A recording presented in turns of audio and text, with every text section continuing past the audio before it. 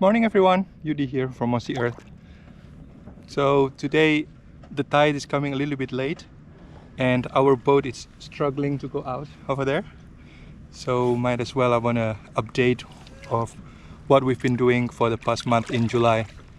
So for the recap, in May and June we deployed in total 600 structures, and in July, by the end of July today, we've been deploying around 450 structures.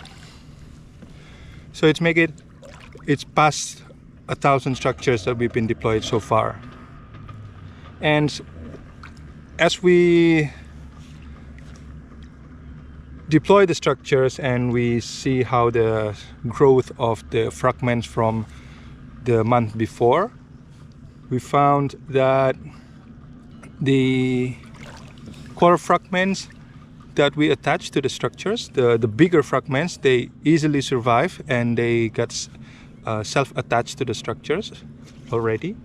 And because the size of the coral fragments that we transplant, it's known factor for the survival of the coral which we transplant to the structures. So the smaller fragments, we found some of them that dying already because sometimes it's also because of the algae populations around the structures that get to them very quickly. So this month we actually try to balance the day of the deployment and the day of monitoring, that we clean the structure from algae, like around the coral fragments, to control the populations of the algae a little bit. So we actually have a better control. So over the past 3 months, the coverage on the rubble area, it's been almost more than 50%. It's more than half of it is already covered in rubble area 1. And now we are actually approaching to the slope where it's a bit steep. It will be more challenging for us as well because we are more exposed to the currents.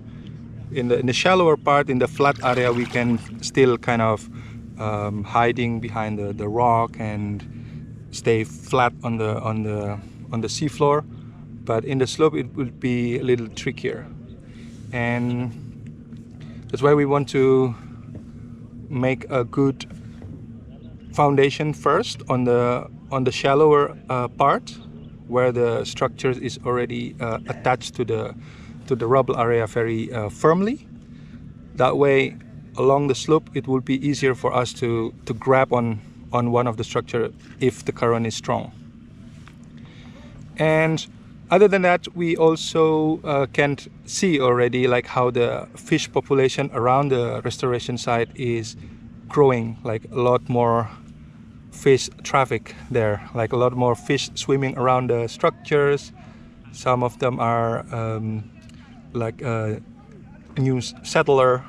They come there, they sort of live there a little bit. And some group of wrasses is also eating the algae from the structures, so it's kind of have a good natural control there as well. And of course we found the baby squid last month that it's also kind of cute, and yeah, so it can't look very lively like what was a rubble area now compared to now with the structures and the coral fragments around it. So today we are also going to do a deployment, and then we leave some days by the end of the month for monitoring and cleaning usually. And also we are going to do a trial for early August, like next month. We will do an experiment on different tying methods. So that will be another update later. So I think that's everything happens in the past month in July. So I'm very excited on this project going forward, and how it's gonna look like in the when the structures fully cover the rubble area for this one, the rubble area 1, because we're targeted to do that by the end of August. So we have another month to accomplish that, and the plan is to deploy a total of 1,600 structures by the end of August. So yeah, we'll keep you updated, guys.